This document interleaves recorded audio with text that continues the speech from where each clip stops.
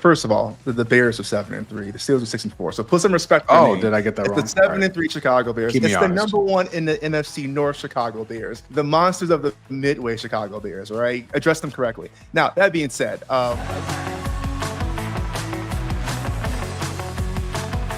welcome in, everyone. BTB Analytics back for another weekly edition of our NFL show. Week 12 on deck, boys. It's crazy. We got 11 weeks in the books. We are almost in December. The weather's turning. It's feeling like we're on the edge of it feeling like some playoff football in the very near future here. So been a fun season, been a fun ride. Our model has been profitable as humming, boys. We are 27-20, 57.4% year to date. We remain profitable as we have pretty much all year long. So it has been a fun ride. We got a lot of good matchups to break down as well for week 12 here. As usual, we got some off numbers, best bets of the week to talk about as usual, and free model play to give out at the end of the show as usual. So stick around for all of it. A lot of good stuff to get into, but let's get into one of the good matchup this week, boys. Let's head over to the AFC first. Talk about the Colts, the 8-2 Colts going up against the Kansas City Chiefs. The lowly, woeful, dreadful, pitiful Kansas City Chiefs at 5-5. Market standpoint, Seth, this one opened in favor of KFC at 3.5 point favorites currently. So I think this is going to be an interesting matchup with a lot of playoff implications for sure, in particular for KC here. So schematically, both teams are a pass first team. They both are in the top 5 in pass rate over expected. And then just offensive efficiency in general, both are top 5 in success rate and echo rate. All that being said, I found it interesting though. Our model makes this number 49 as far as the total goes. So we actually have some value to the under in this one. So interesting kind of dichotomy in this one. But that all being said, this should be a fun matchup. We obviously have the Mahomes factor playing into a core component of why KC is favored here. But Seth, from your vantage point and how you see this game script flowing, can the Colts knock them off coming off a bye? Yeah, it's an interesting game. Obviously, this is the first time we're in uncharted territory where Kansas City is not, quote unquote, doing what they're supposed to do. They were supposed to win last week. Our model was kind of all over that we thought Denver could really potentially cover and win that game, and that's exactly what happened. So here we are where it's really do or die. If they do not win this game, I mean, the door is pretty much shut for their playoff hopes. That being said, Indy, number 4 overall offense, Kansas City, number 6 overall offense. Now we're sitting in week 12. We're still using 4 games worth of data from last season. So we're still kind of waiting. When we look at this season's data, you called it out. Indy, number 2 in success rate on offense, Kansas City, number 4. And on offensive echo rate, Indy is number 1 and Kansas City is number 2. So where I go next is we know the story of Mahomes. He's obviously highly efficient. Yeah, he's struggled a little bit this season, but overall, he has covered games. So the question is, who is Daniel Jones? Is this a brand new Daniel Jones? Is he going to be, this good for the rest of the season? And how good is he playing relative to his average? Right now, he's number 10 in the last 10 games in our EPA database, looking at the 32 starters in the league. His average for his career is number 24th in that same 32 cohort. So he is playing over expectation. Now, you said that they are a pass rate over expected team, but if you pull the onion back there, they actually are a pass rate over expected of basically 0. So they are running and passing at about exactly what you would do on an average down distance field position and time remaining. So I would say they're pretty balanced, which is the only reason I'm not going off the deep end here to say fade Indy, because it does look like Daniel Jones is playing quite a bit different or better than he has on average. I think likely you're going to see regression, but based off their pass rate over expected, they're not exactly relying on him. They're actually quite balanced. And so that is something to me that they can sustain. Now, all that being said, our model makes this -4.5 for Kansas City. You said we show value to the under at 50.5, which we do, but we also show a pretty good amount of value for Kansas City here in the spot. And the model actually thinks this is a good bounce back spot for them. Yeah, I'm struggling. This is another one of those ones. I feel like I've had a lot of these this year, to be honest. But where the model and the mental model is like little at odds here. But yeah, Steve, I mean, given all those factors and just understanding what we've seen out of this Mahomes-led team this year, and Indiana Jones, man, and the Colts and what they've done. Is there still enough? And do you agree with that bounce back spot for Casey here? Or do you see it playing out differently? Yeah, this is interesting because I definitely see a pathway where Indy can win, but it's going to be completely different than what Denver did. And that, to me, is going to be the recipe of like how good is Indianapolis and how good is KC. Because if Kansas City loses in two separate fashions, that to me is really alarming. Versus it's just Kansas City being Kansas City and they'll come back. And what I mean by that is, one, again, shout out to the model, because full disclosure, I hated that game. I would butthole the entire game, right? Yeah, Just puckered. yeah. Puckered as they could be at plus 3.5. But yeah, listen, they came out and won outright. And to me, this is what's the difference here. So Denver, defensively, right? Expected points on the season, third in our database. Okay. Defensive success rate for Denver, first in our database. Okay. Defensive echo rate, Denver, second in our database, right? And we saw this kind of play out with Mahomes struggling, really the whole offense struggling and getting field goals after field goals after field goals. I mean, it was 22-19, right?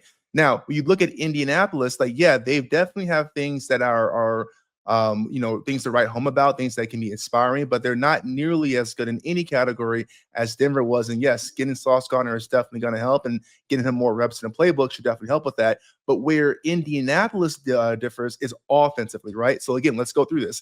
Expected points, offense, Indianapolis, 4, right? Success rate, Indy, number 2. And then echo rate, number 1. And so to me, that's going to be the thing. So I don't expect Mahomes and his Chiefs team to struggle nearly as much at converting and finishing drives as they did against Denver. But I also expect Indianapolis to be a lot better than Denver was last week. And again, if they can put all that stuff together and do just enough to keep Mahomes to getting field goals instead of touchdowns, then yeah, I can see a clear pathway, and this Colts team can be legit. And if they do this and KC loses games on both sides of the ball, I think that's trouble.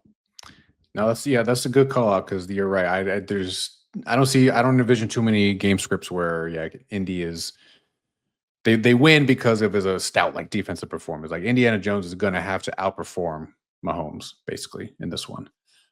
So yeah, but I don't know if this is going to be a weather game or not. It might be something to the fact of why we're showing a little bit of value to the under in this one, but I was just going to look at how many outdoor games the Colts have even played this year, but I don't have that handy. Okay, so shout out covers. It's going to be 57.8 degrees and a beautiful 7% chance of precipitation. So it's going to be a beautiful day for football. That's like a warm day in Kansas City. Yeah. Yeah. Gorgeous. Shout out. Yeah. All right. Sounds good. But Daniel Jones, Duke guy, Giants, like he's played in in that weather. And how did it work out for him there? It's the Giants, though. That's not fair. Not fair. Dayball's only playoff appearance and win worked out pretty well. Okay. All right. Touche. All right. We shall see. KC remains 3.5-point favorites in this one, so it should be a fun matchup for sure. So. All right. Appreciate everyone tuning in. Thank you for the comments. Keep them coming, guys. We want to hear your thoughts and thoughts throughout the show on the matchups, on the numbers, on the edges, whatever comes across. Don't forget to subscribe to this channel if you're not already, especially on YouTube. Helps us out a great deal. We appreciate everyone who has subscribed. And don't forget to keep that notification button on as well. We go live every single week, breaking down games for the NFL and college football. So as soon as we go live, you will know it if you have those notifications on. All right, boys, let's move on. Steve had a wardrobe change between our last show, between college and now, because he just had to get in the spirit, baby. We're going and we're talking about the Steelers and the Chicago Bears here. So, Steve, Bears open, from a market standpoint, -3 at bookmaker and circa there. And then largely, a low total in this one, 44.5 really currently. But the markets looks like it might be settling at 2.5 now in favor of the Bears. We obviously have the quarterback question mark in this one from the Steelers standpoint, right? Like Rodgers breaking his wrist last week. Maybe it's Mason Rudolph. Maybe it's Rodgers. We don't know. But being that, yes, let's just, if you want to do a victory lap now, I guess go for it. But give us your assessment of this Bears team going against the Steelers team. A solid Steelers team, frankly, like 7-3. So What is your objective? Keep it objective if you can. Analysis of this one, and how do you like top to bottom? Because I have an interesting stat for you on Caleb Williams. But what has been your assessment of his play as well as the Bears' play from top to bottom this year? Yeah, first of all, the Bears are 7-3. The Steelers are 6-4. So put some respect on their name. Did I get that wrong? It's the 7-3 Chicago Bears. Keep me It's the honest. number one in the NFC North Chicago Bears. It's the monsters of the Midway Chicago Bears, right? Address them correctly. Now, that being said, let's be honest here. Listen, as big of a Chicago fan as I am, there's been a lot of shenanigans at play to get here, right? We're talking about of these wins, right? You had a blocked field goal to get one of the wins. You had a late game fumble recovery. You had a wild deep touchdown against Cincinnati that should have got, if Cincinnati just wraps him up, the game's over. You had a Caleb Williams long touchdown run, and then you had a huge kick return last week against the Vikings that really set us up, for that game-winning drive here. And listen, the offense has looked better, but they still have performed relatively poorly overall, all things considered here. So I'm not living in la la land per se, but what you are getting though is you're getting this upsurge of a team that is boosted by defense and special teams, and the offense and Caleb Williams is doing just enough. And I think what you're seeing here is Ben Johnson is really finally having his imprint on this game or on this offense, right? Because we talk about Caleb Williams and all the things that he does wrong in terms of holding the ball and for throwing, putting the ball in harm's way. But you're seeing a lot of this offense go back into outside zones, wide zones, perimeter run threats, jet sweeps, things to make Caleb's life a lot easier, open up passing windows, and he has to do just enough. I mean, listen, Caleb Williams is the perfect Chicago quarterback, not because he's great, but because he just does enough to not lose the game consistently. That's all we've ever asked out of our quarterbacks. We've never asked for Mahomes. We've just asked to not be, 2014 Geno Smith or whatever you want to say, right? So that being said, I think this one it's going to be good. Now, the one thing I will say going into this game, I don't think the offense for Chicago is necessarily something to write home about, but I also think, and we talked about this, the Steelers defense has also at times really been that team's Achilles heel, looking at what they've done against Cincinnati and some other teams here. Now, I will be interested to see Jalen Ramsey, even though he's not the same Jalen Ramsey as before. He is suspended for spitting on or that incident with Jamar Chase. So can I open up, a little bit of windows and some opportunities for the pass game? We'll see. But listen, I'm just taking my time to enjoy being favored, for maybe the second or third time this year. And I'll take it. Yes. I don't blame you. You should revel in it for sure. So, Seth, I guess from a truly objective opinion here, let's get it. But I don't know, to Steve's point, the Caleb Williams versus Ben Johnson effect, because I do want to. I think I want to give Caleb Williams a bunch of credit this year for some of the improvement that he's made. So there's some interesting, a lot of interesting data and tracking metrics out there. One of them is that Caleb Williams, specifically as a quarterback, he has the highest average time to throw in the league, 3.14 seconds. Now, you can say that's because he's holding on to the ball too damn long. He's scrambling a bunch, a combination of the two, right? But per FTN, he has avoided a grand total so far of 20 sacks due to scrambles. Last year was the complete opposite. He was taking those 20 sacks. He was holding on to the ball, not getting rid of it, and it was a disaster. This year, he seems to have picked something up, learned something up, or Ben Johnson's given him enough supporting cast around, whatever, to avoid those type of things. So there's been market improvement, to Steve's point. But going against this Steelers defense now, whether or not it's Rodgers, whether or not it's Rudolph, that obviously plays into the calculus here. But do you think Caleb Williams and co can do enough to win and cover in this one against the Steelers? Hold on, I'm gonna let you finish, but put some respect on the offensive line. All right, Darnell Wright and Gio Bennett are having an absolute season here. That's part of the reason. Go ahead, Seth. All right. Yeah. Well, I got a stat for you on that, Steve. So Chicago's run first team, 5% run rate over expected. So this is a team that is kind of getting a lot of their efficiency on the ground first. And then Caleb is doing, amazing things by scrambling and things like that. But they're obviously not trying to run the offense through him. They're trying to run the ball successfully, and they're doing so. But both these teams on paper are very similar. Chicago 23rd offense in our database, Pitt 26th, Chicago 21st defense, and Pitt 24th. So I think these teams are very similar. Chicago, to me, the one weakness that jumps out, though, is on the offensive side of the ball. They're number 14th in play-by-play success rate, but they're number 3 in offensive echo rate. So they're having really, really successful drives, but they are not having play-by-play success rate. Yeah, they're middle of the pack, but you would think that they should be having a lot more success on a per play basis.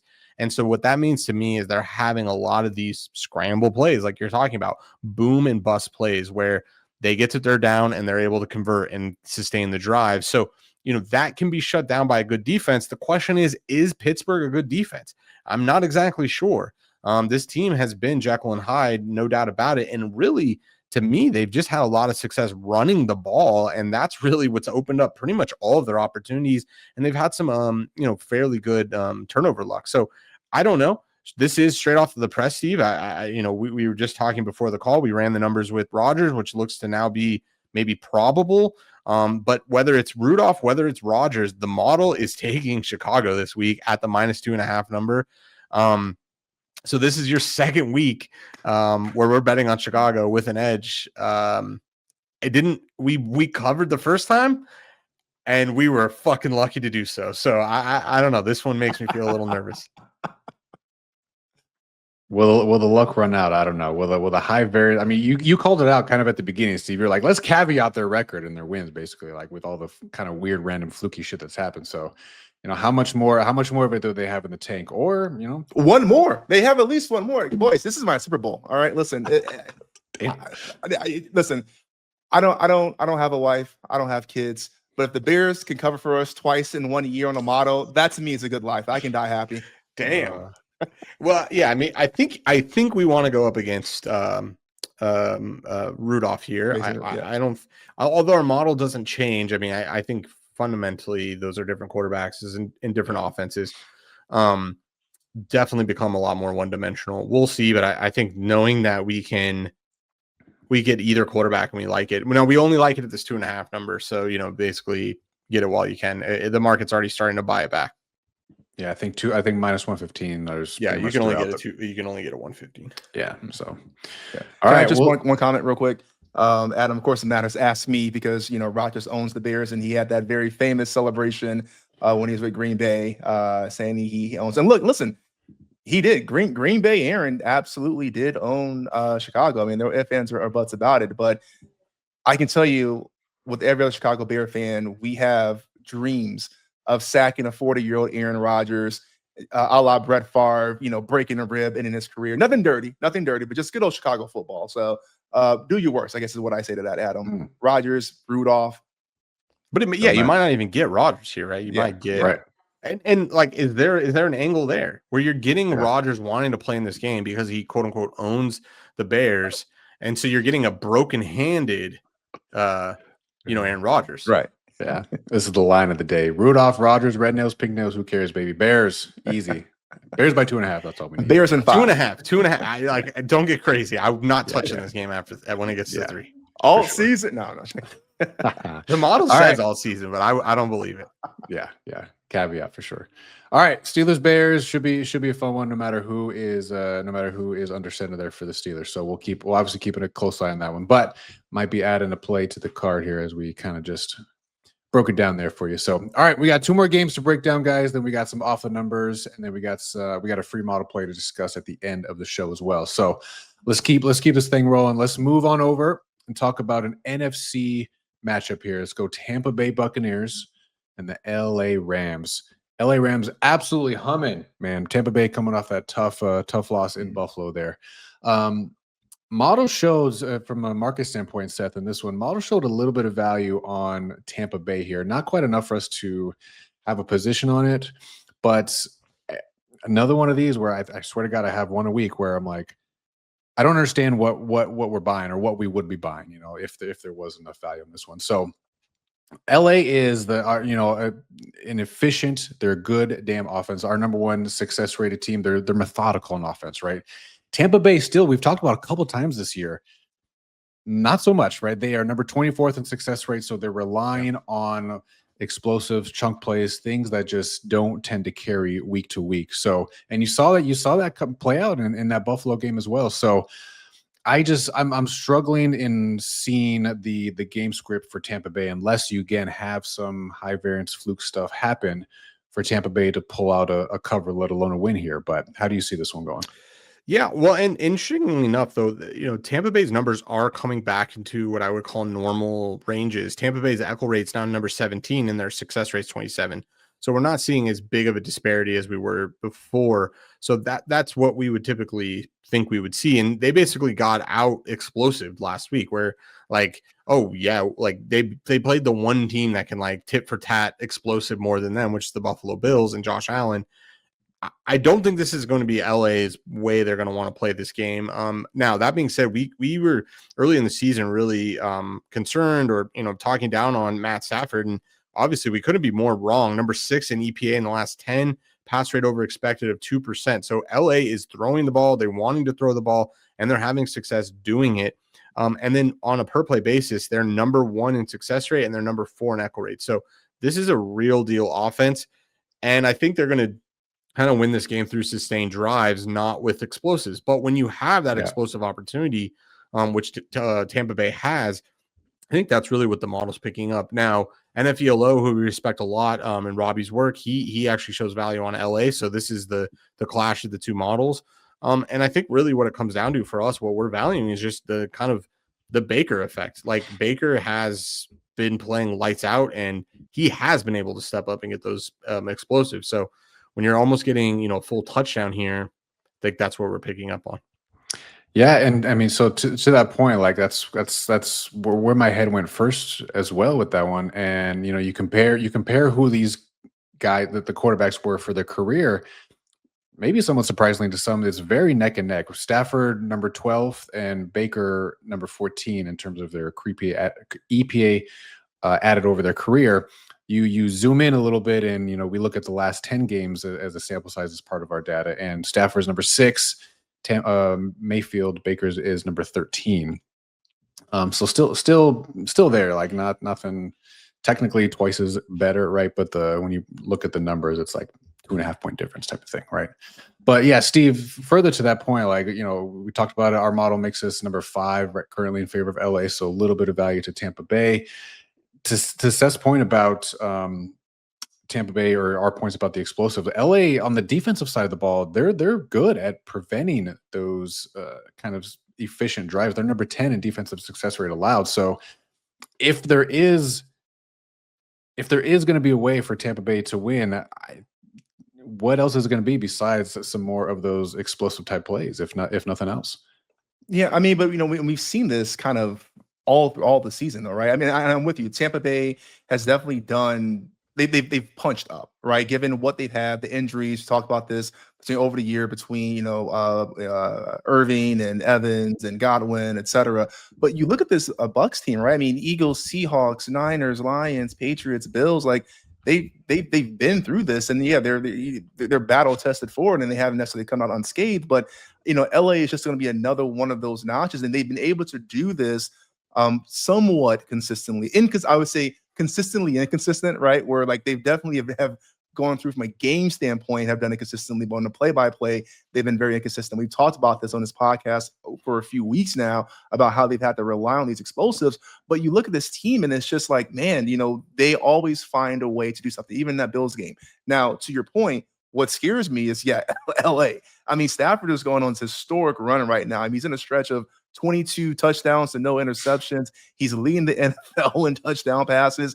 And then, going up against a juggernaut that is the Seattle Seahawks, who I think is a scary good team, not just in the NFC, but in the NFL overall. You look at this team and what Matt Stafford was able to do, like that is concerning if I'm Tampa Bay, especially on the defense. Now, that being said, their defense has, there's no slouch per se, given all things considered.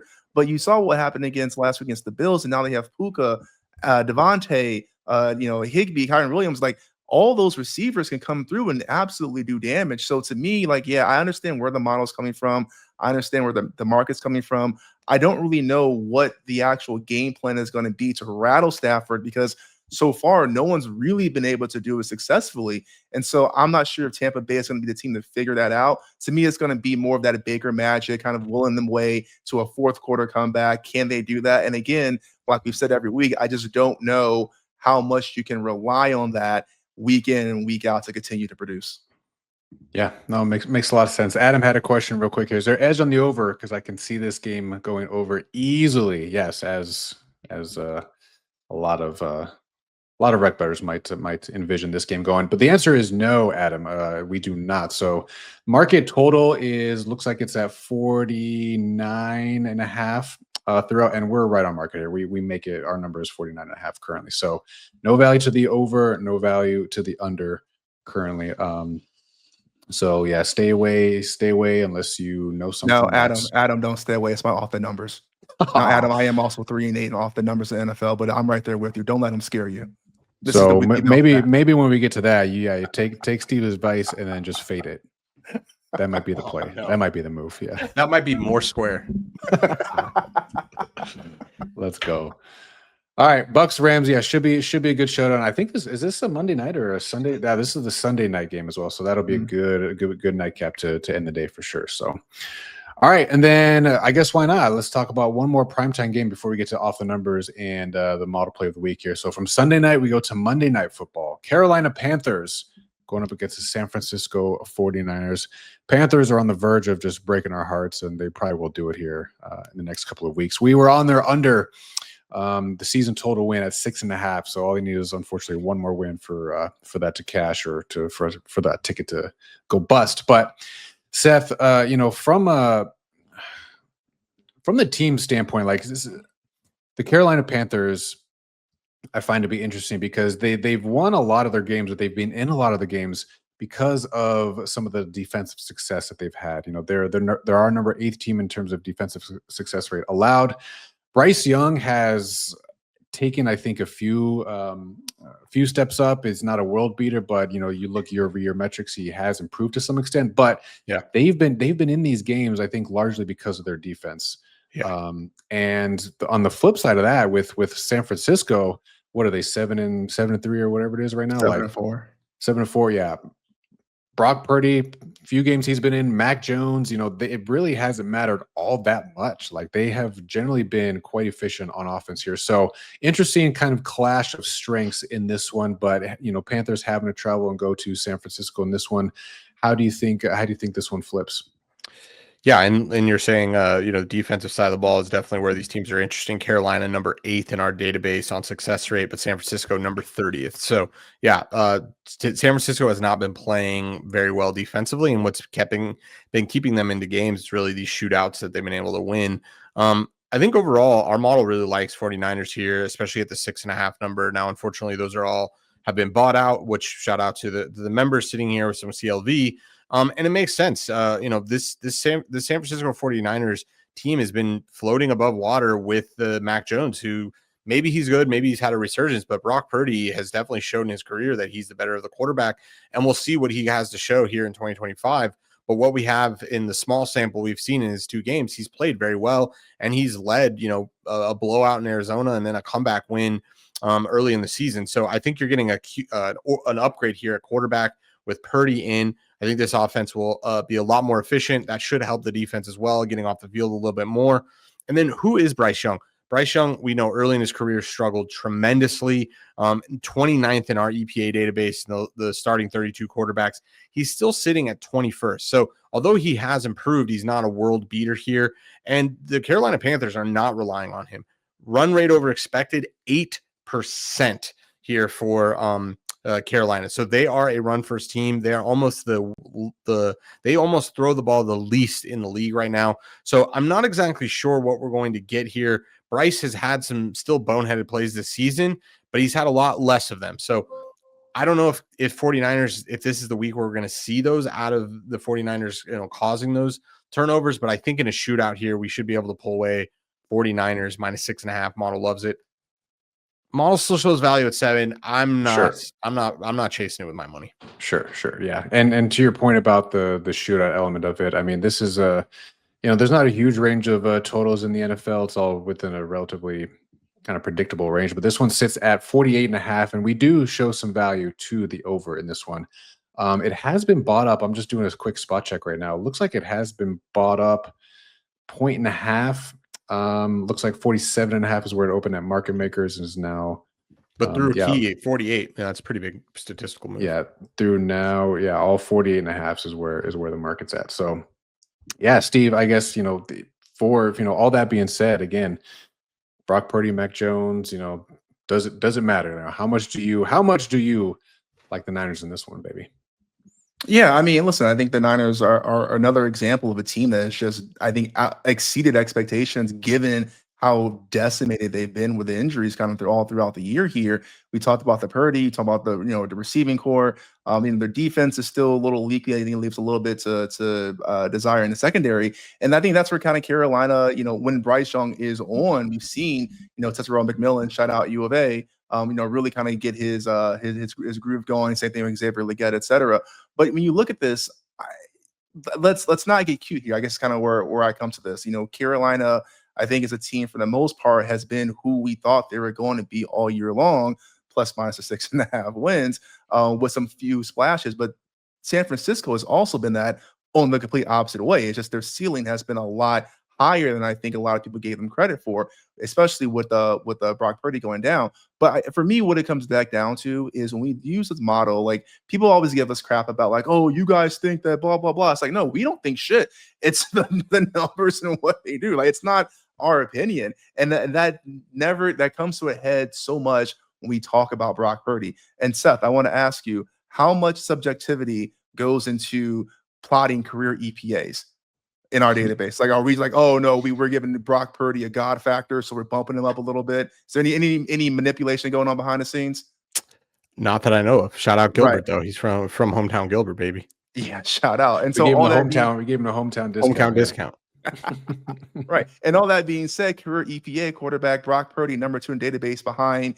Take one guess. Who's the only person as of right now that is ahead of Brock Purdy career EPA?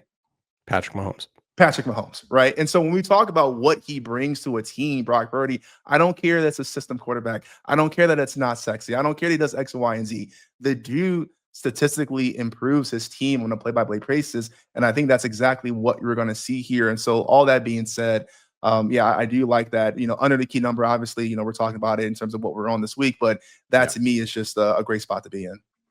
Yep. Okay. Yeah. Makes a lot of sense. So some people in the comments think it might, seems like it might get bought back down. They are insinuating to a 6.5. We'll see. But for now, glad we got the 6.5, but currently market's at 7. Look, this is the one season if, we've made a lot of money betting against Carolina Panthers for the last 2 seasons. And this is the one season where we've been giving back profit. We've been against them a number of times. We're under their 6.5, which is going to lose.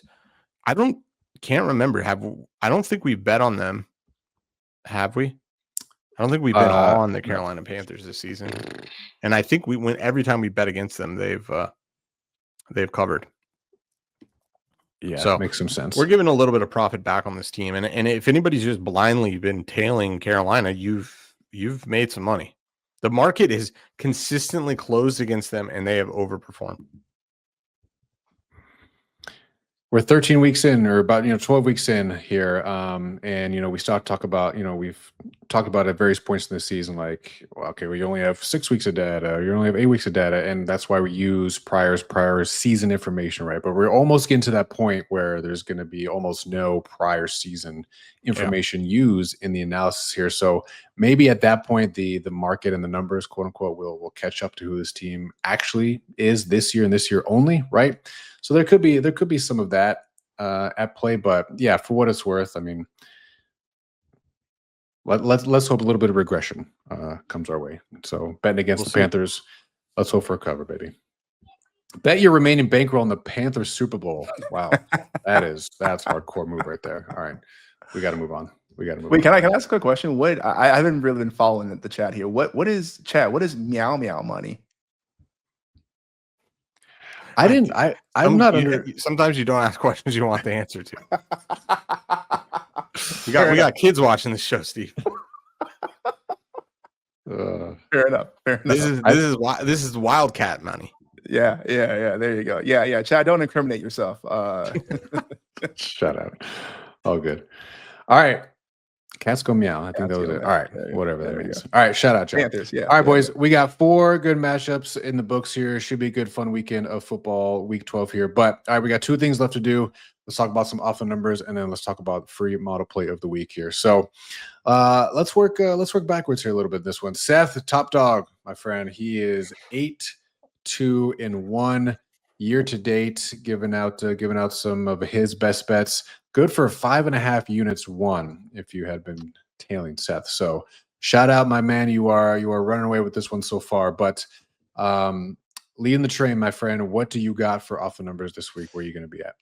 Defer to me. I'll go last here. Oh, damn! You should have snuck me a note. All right, here we go. All then we're gonna work in reverse. Then why not? So, Steve, my man, I'm sorry. It's been, unlike your Chicago Bears, it's been a rough year for you, my friend.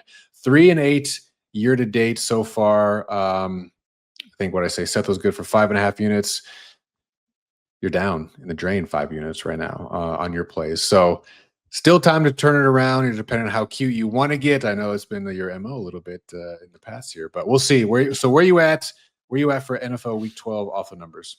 Yeah, listen, I just as a gambling thing in general, right? I think we talk a lot about discipline and not chasing, and I let myself get in my own head because I did start the year. Every year I start off kind of cute, just trying to get little show points, little flashy points, and then I was kind of dragging along a little bit. I thought I had to like catch up, take some long shots, take some parlays, whatever. But then I realized I don't have to win. I just have to beat you, Kevin, and you're only 2 games ahead of me. So this season is nowhere close to being over. So yeah, let's do this. Okay. Adam, I wanted to pick the Bears so bad, man, but out of respect to the process, I'm not going to take a potential model pick. So what I'm going to do is I'm going to go to the square bet per Kevin and take the Tampa Bay and LA over. I think that 49.5 at -109 at Caesars is what I saw. And I'm sorry, Adam's giving me financial advice in the chat. Just to take all these dogs. I like it. But yeah, no, where I'm at here is we saw it last week in this Buffalo game, man. This Tampa Bay team is definitely one that can find ways, whether you want to call it fluky or not, and I don't disagree, but they just find ways to score points when they need to. It's just that they can't consistently do it throughout the whole game, or they come alive too little too late. But they are, if anything, they're not offensively inept. The problem is they're going up against the Rams team who is offensively very capable and has not really been slowed down in any mechanism whatsoever. So give me the square bet in LA. I'll take the over. Okay. All right. Sounds good. You're on the books over 49.5. All right. I'll go next then. So second place, I am 5-6 year to date. What am I gotta look over here? I'm down one unit, just a little over 1 unit. So yeah, I've been, I win a couple, I lose a couple. I've just been yo-yoing pretty much all year long. But where I'm going this week, I'm going on a little bit of a redemption for the Detroit Lions. I'm going -10. Detroit Lions -115. ESPN bet, I think, is where I got that at. So coming back home after a weird game against the Philadelphia Eagles last week. I mean, I know they had that weird, crazy like defensive pass interference call at the end of the game. That's not why they didn't win or have a chance to win or whatever. Like Jared Goff, he has this quirky bit about him where he can't perform in outdoor conditions. Yeah. Oh, there you go. Look at that. Back in the dome, just going the square route, just going the trendy route for sure. So, but Detroit Lions coming back home. Jameis Winston, Jackson Dart. I don't think it matters. Detroit Lions. I know it's a 10. I know it's a 2-score game. It's tough to do in the NFL, but the New York Giants just do not. They're not a good football team. And Jameis, yeah, was fun, and he's a fun story and all that. Even if he does start too high variance, just not enough consistency. So give me Dan Campbell calling plays against the Giants. Lions -10. Last but not least, like we said at the start, Mr. Leader over here, 8-2-1. He just an insane run you had. What did you win? 7 in a row? Yeah. You won 7 in a row. It was crazy. So, all right. Last week it was another winner. Falcons 3.5 you were on. So what do you got? Take us home for off the numbers this week. I'm copying you. I like Detroit -10. I think it's a good bet. I like it. Model likes it. Robbie likes it. It's a good bet. Use the data. That's how you win. You want my secret? I use data. I gotta audit the auditor to hurt myself. There's no way.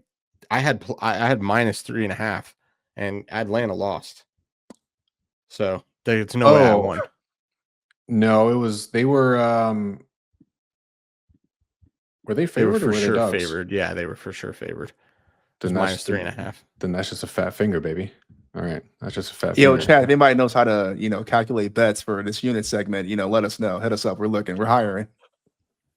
All right, damn, keep me honest. Seth is 7-3-1 year to date. Story changes. Story changes. All my units out the window.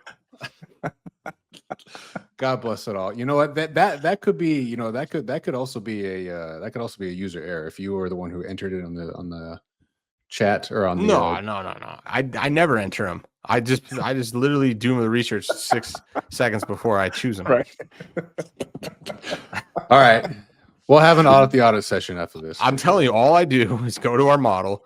What are plays that we didn't make, and then I just choose from that list. Basically 3% edges. For those paying attention, that's Detroit, that's Tampa Bay, that's Arizona, and that's Kansas City. Results may vary. I wouldn't recommend doing that because there's a reason we don't bet those. But the cat's out the bag. Meow dollars or whatever. meow money. Meow dollars. My bad. All right, we're borderline off the rails here in this show. All right, we got off the numbers in the books, matchups in the books. God damn it, let's do the one thing we came here to do. Give out some free games.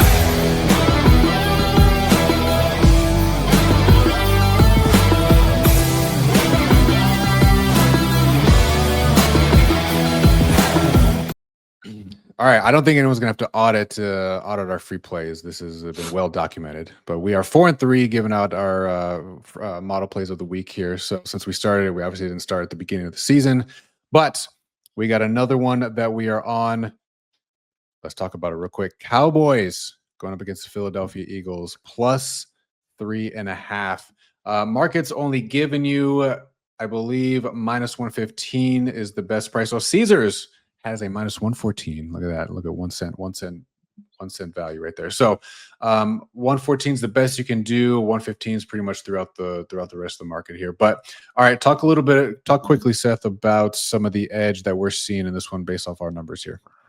Yeah, basically you're getting a dog shit defense in Dallas, but you're getting a really, really, really good offense in Dallas. And to be honest, Philly's defense is not as good as it was last year, especially on a drive level basis. Philly's defensive echo rate is 22nd in the league. I think Dallas can have a lot of success here. The model agrees. We make this number 2. That 3.5 is so important. All the value is really on the 3.